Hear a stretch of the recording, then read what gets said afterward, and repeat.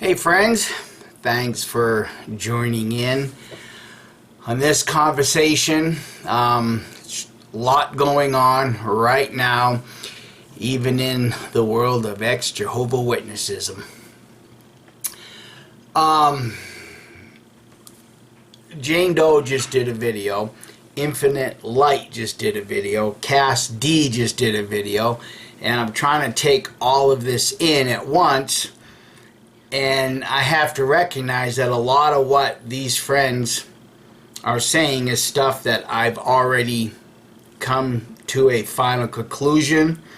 A lot of these things is what I've been saying for a long time.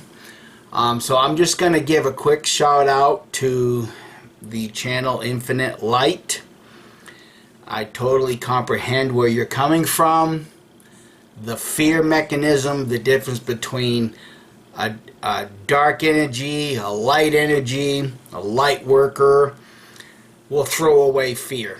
And even though some Christians might think that their light workers are spreading the good news, I just want to reiterate to everybody the last email that I got from RR, and particularly the last sentence. What you claim that Jesus was or is or was not God ends in death by fire with Satan and his evil angels. That's negative and dark energy. So if you are projecting negative and dark energy, then your God can't be any good, because you would not be projecting fear. In spite of 1 John 4:18, perfect love casts fear out. And us light workers that have cast that fear out, we absolutely get it.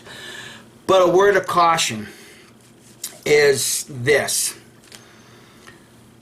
As projectors of positive energy, bright light, things of that sort, we need to be careful that we don't encompass ourselves in that cult mentality.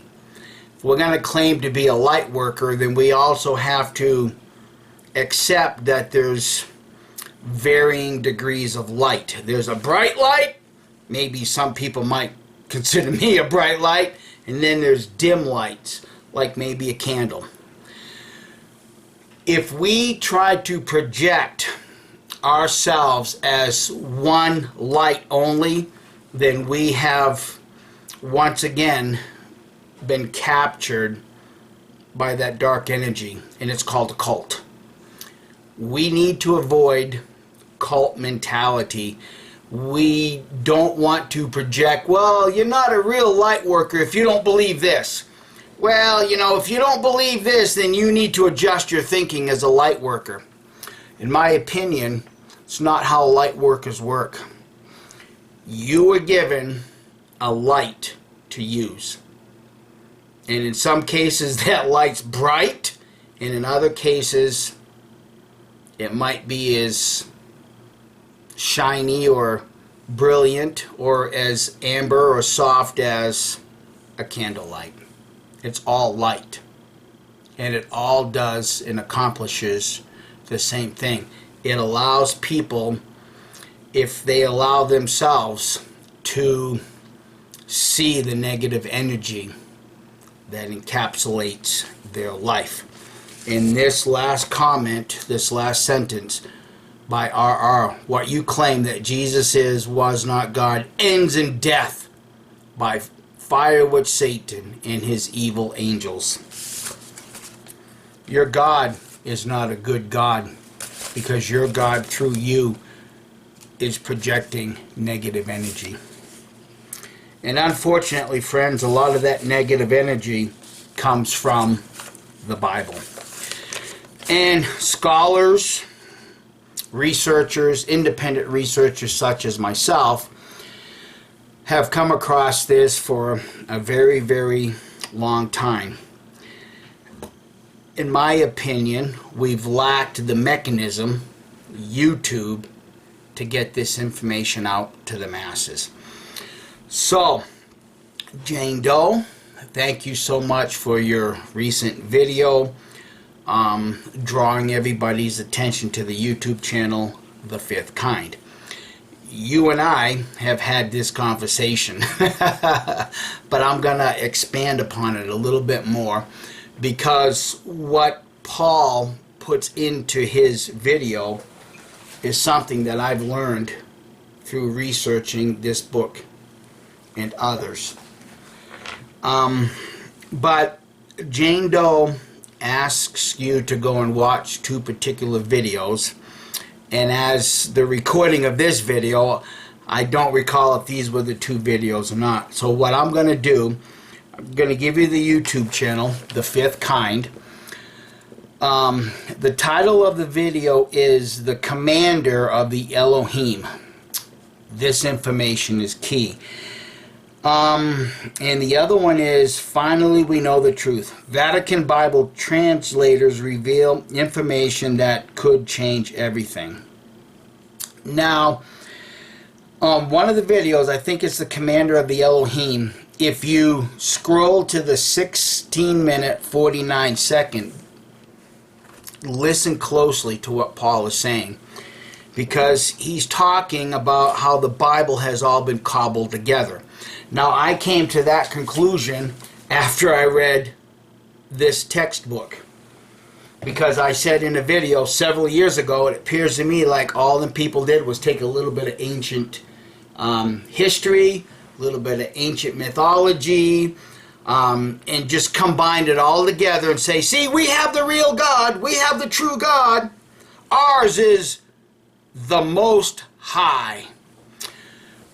When in fact, when you really sit down and read the Bible, and you have certain key words that you are now acquainted with, such as Elohim, meaning the gods, you can really begin to unravel this very complex situation. So, with that being said, my notes are done.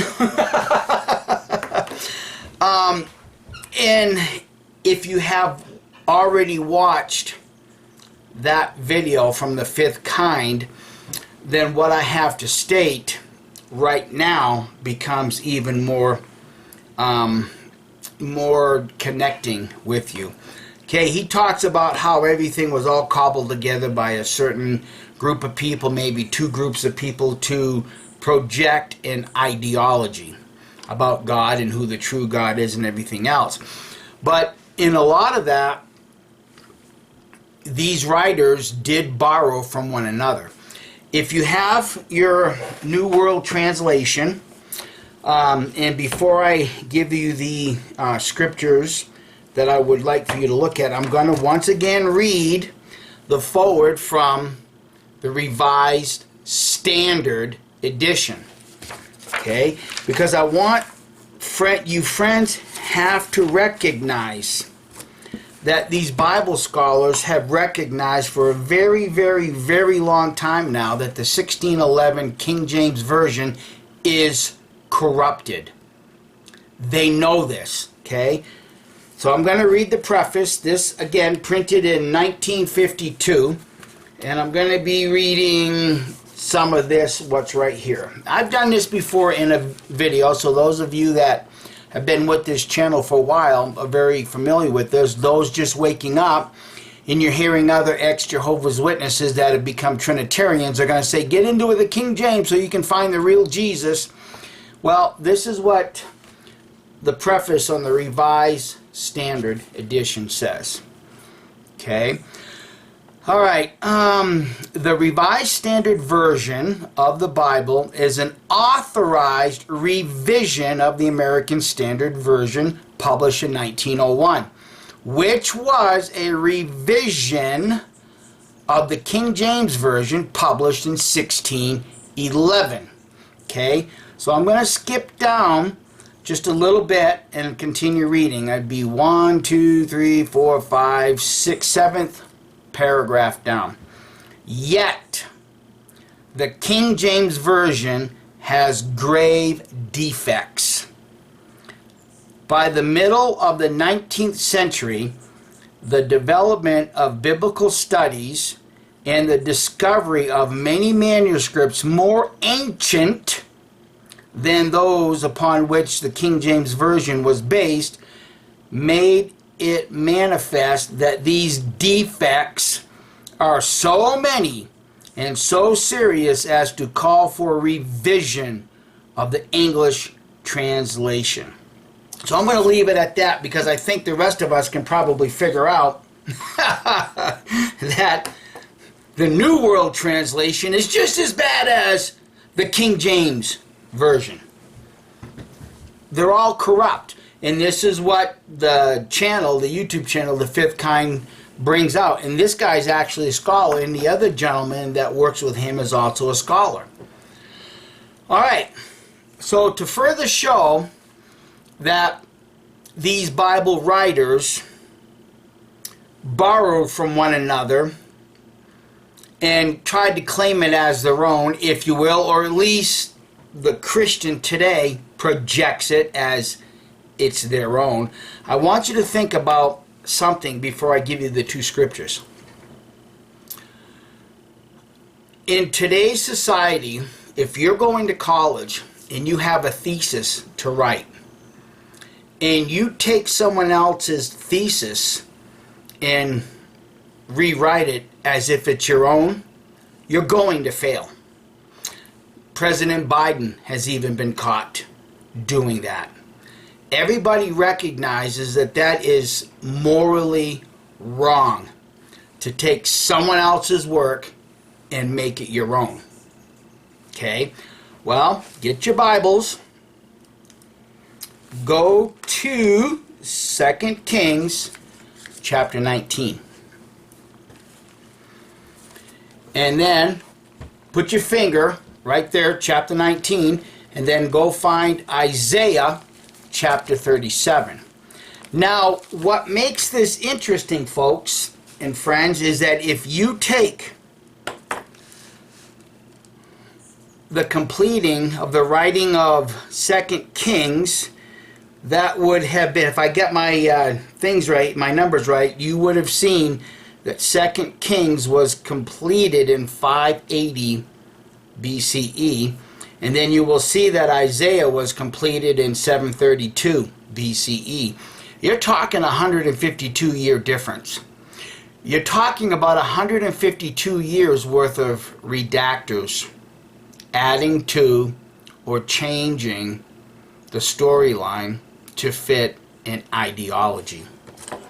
So, take 2 Kings. Let's just go with verse 5, because both of these chapters, 2 Kings 19 and Isaiah 37, are completely identical, word for word.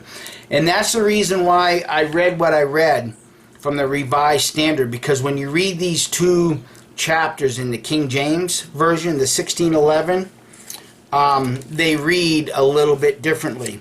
But what I did, for the sake of argument, I read both chapters from the Revised Standard Version, and they read identical. So that mistake, the grave error that the 1611 scholars made putting together that Bible, was corrected right here.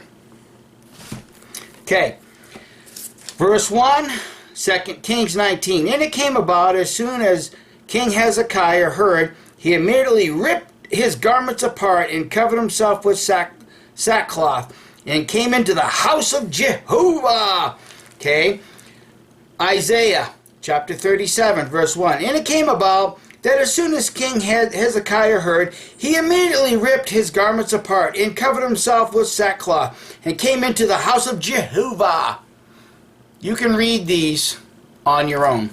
But I had verse 5 circled, because here again, you're talking about 150-year difference, 152-year difference in the completing of the writing of these two books. So one of them is obviously plagiarized.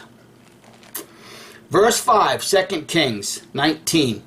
So the servants of King Hezekiah came into Isaiah. Okay, Isaiah chapter 37, verse 5. So the servants of King Hezekiah came into Isaiah. You have a 152-year difference between the completing the writings of these books.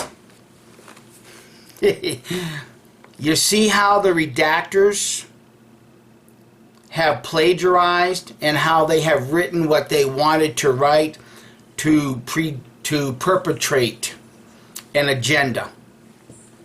And that's what Paul Wallace brings out in one of the episodes of The Fifth Kind. Okay? Now here is another one. Okay? Go to Mark, chapter 1. I'm going to read this from the New World Trash Translation first. Because when you read the Gospel of Mark, at least from the perspective of Jehovah's Witnesses, you are teased into reading that this is all brand new, because this is the New Testament. Right, friends? This is the New Testament.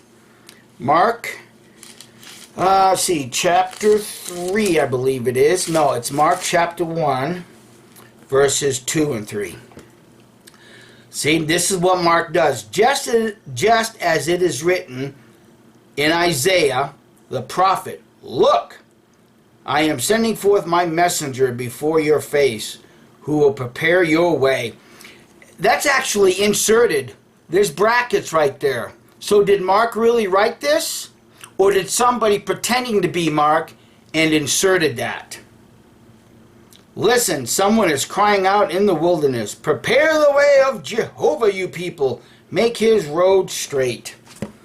Go to Malachi chapter 3, verse 1.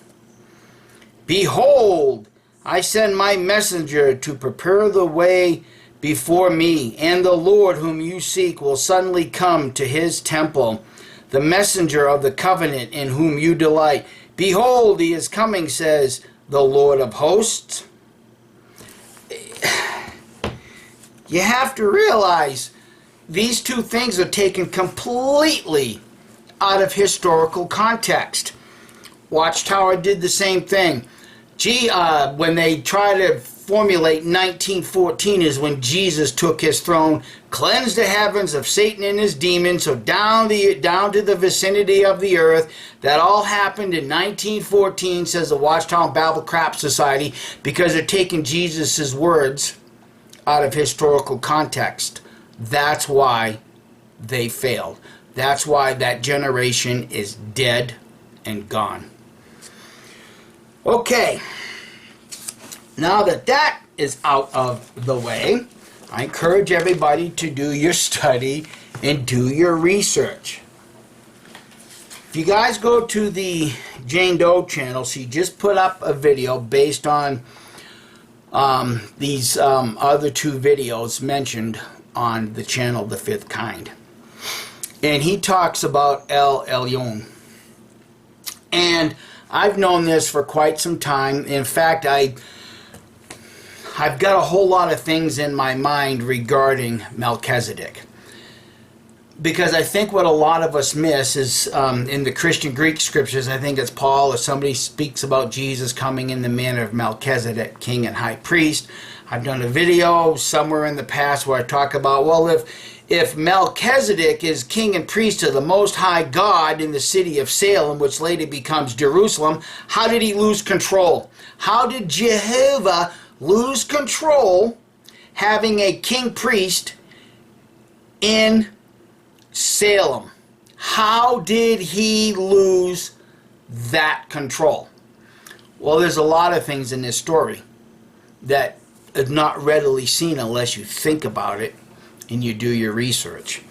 So I just want to supplement from a extra source, extra biblical source, the Old Testament by Michael D. Coogan. I'm going to read a little bit about the Canaanite god El. And just a quick note here, friends. I know that there's a rift in this community that involves one Lloyd Evans. And I recently heard, well, I don't know whether he actually did a short video on it, mentioned it in passing, or he tweeted it out or something to that effect. But apparently on his last holiday, He was bound in a small room, hotel room or whatever, and he's reading a book written by someone else about El, the Canaanite god. And he made some sort of comment, well, I didn't know any of this. You know, this is all new to me. Well, I want you friends to recognize that I've been talking about El and the Canaanite god for years now. So when he puts anything out there, don't go get all excited. Well, this is all new. Oh, you're such a great researcher. Myself and Jane Doe have been doing this for years already. And a complete breakaway moment for me was that video I did about 4 years ago entitled, Who is Jehovah? That I should obey his voice. I've already done the required research to comprehend what's really going on. So just remember that, folks. Don't go give credit to someone who doesn't really, in my opinion, deserve it, because myself and Jane Doe, we've already done all this. So, now, just complimenting Jane Doe, I'm going to be reading from page 88, entitled Religion of the Ancestors. Now, I had planned to do a more in-depth video on Melchizedek. I want to read this first, and I'm just going to put just one or two things into the air about Melchizedek and who you if you're going to be looking for somebody to fulfill that seat of King David, you might be looking to the wrong house.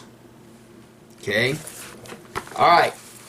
And I will qualify that hopefully in a bit. So I'm going to be reading all of this right here. And as you can see, when I first read the book, I had it already highlighted.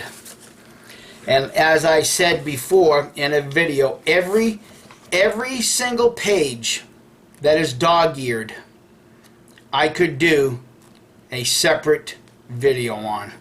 And I have a lot that are dog-eared. All right. Religion of the Ancestors. As we have seen in the J source.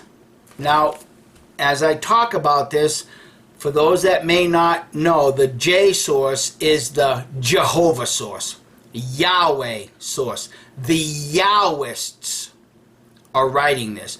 When you come to the P source, that's the priests writing, and that's why you have a conflict.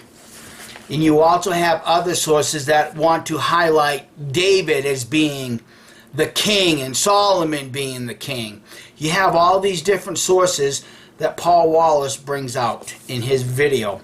And I really hope you'll take the time to watch that. Now, just a quick note. I'm going to digress. If you're a little confused about Paul Wallace talking about the aliens, the extraterrestrials, well, remember, Christians, the angels came from where? They came from heaven to cohabitate and have sex relations with women. One and the same. They're just identified differently. They're one in the same. Okay. As we have seen in the J source, the name Yahweh is used from the time of Adam onward. But in both E and P, the Elohim is E, that name is not revealed until the time of Moses. Both in the latter sources use the Hebrew word Elohim, the gods, for the deity until that point. But P also uses other titles. The P account of the call of Moses summarizes its understanding as follows, quoting from Exodus 6, 2-3. God spoke to Moses and said to him, I am Yahweh. I appeared to Abraham, Isaac, and Jacob as El Shaddai.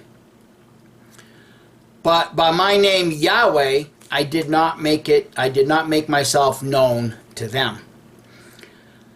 Not only does P here disagree with J, asserting that God was not known to the ancestors as Yahweh, but P uses an ancient title for the deity El Shaddai. This title occurs 5 times in the P narrative in Genesis and consists of 2 parts: the divine name El and the epithet Shaddai, which probably means the one of the mountain. The same divine name El is used in other combinations in Genesis, including Elyon. El, the Most High. El Olam, El Eternal. El Roy, El, the one who appears, or the one who sees. El Bethel, El of Bethel. And especially in the phrase, El, the God of Abraham, my father, Isaac, etc. Elyon. It's a Canaanite god. It's a Canaanite deity. And Elyon would be the most high god in that pantheon of Canaanite gods. Okay, going on. The word El is a common Semitic word meaning God. It can be used of any deity and occurs in a related form in Arabic, Allah. It is also the name of the chief god of the Canaanite pantheon. I just stated that. Known principally from the text discovered at ancient Ugarit. In the Kurta epic refers to on page 81, and in other epic called Akhat, the ruler of the gods is El, who presides over the council of the gods in his tent on his sacred mountain. His epithets characterized him. He is the king, the father of years, the eternal father, the creator of creatures, the bull. Interesting how they were worshiping a bull. Mount Sinai. Okay. The kind and compassionate one. In Kurta and Akhat, Aqhat. Now I know I'm not pronouncing that right, so you'll have to forgive me. He is the guider of ancestral destinies who reveal himself in dreams, protects the protagonists in the epics, and guarantees that they will have progeny. Okay, this is where I was going to be doing a series of videos on Melchizedek. Just not going to do it because it's, for me, it's just as simple. And when I explain this and relate it to Jesus, you might comprehend it a little bit better. The same El, the Canaanite high god, was the God of Abraham, Isaac, and Jacob. When Melchizedek, the king of Salem and high priest of its deity Elyon, blesses Abraham, Abraham accepts the blessing. Get that? Let me reread that. When Melchizedek, the king of Salem and high priest of its deity Elyon. So when Jane Doe did her video showing the scriptures at Luke, I think it was Luke 1:32. Let me just see if I can find that real quick.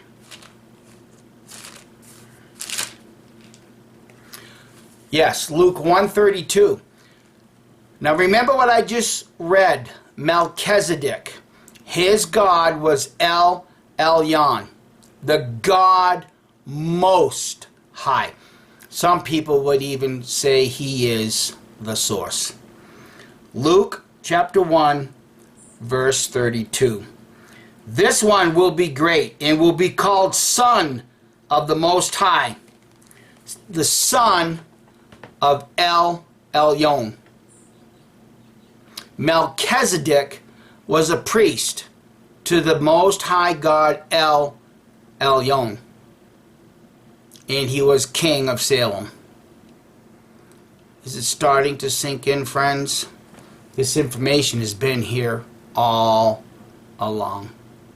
What you need is somebody to teach you from the beginning, and that's what many of us are doing. But I go on, and I'm going to reread this. Luke 1:32. This one will be great, and he will be called Son of the Most High, and Jehovah God will give him the throne of David his father. Now, some of you may be wondering why the character Jesus has not returned and taken that throne of King David.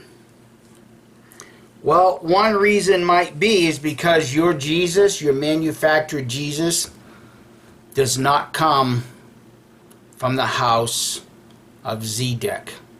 Melchizedek. If you take that last name, Zedek, and research it, you will find that after Melchizedek, there were other kings that were kings in Salem that had the last house name of Zedek. That's why later in Christian writings, somebody writes, and Jesus will come in the manner of Melchizedek, king and high priest to the God Elyon. Hasn't happened yet because you're putting a false name to a character that doesn't have that throne. That's why Jehovah, or Yahweh, the Yahweh God, has not put a king on that seat over Salem, Jerusalem. I know, it's just a story. I get it. But this is a deep, long story. Let me read this once again. Luke chapter 1, verse 32. This one will be great and will be called Son of the Most High. I'm going to pause right there. Go back to the textbook. This same El, the Canaanite high God, was the God of Abraham, Isaac, and Jacob. When Melchizedek, the king of Salem, and high priest of its deity, Elyon. What is it that they said in one of the movies regarding Raiders of the Lost Ark? They're digging in the wrong place. Everybody is forgetting to look at the family of Zedek. Even the Jesus himself said, my Father has many mansions.